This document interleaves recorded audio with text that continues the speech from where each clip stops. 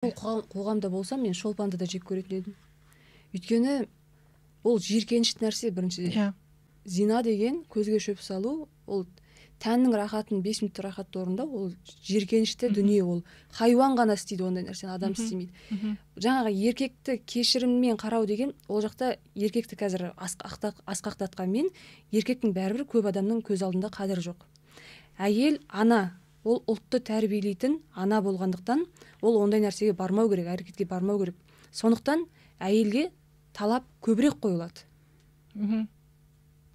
Мен де болсам жек көретін едім Шолпанның бұл әрекетін.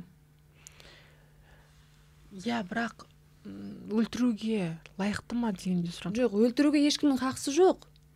Жай ғана әрекетін айтып жатырмын да. Егер сол қоғамда болсам мен, Шолпанға бәрібір болатын еді, менің ойым. Бірақ онымен бір дастарханда отырып дәмдес болмайтын едім, оның бетіне қарап сөйлемейтін едім. Балаларымды оның үйіне мысалға жібермейтін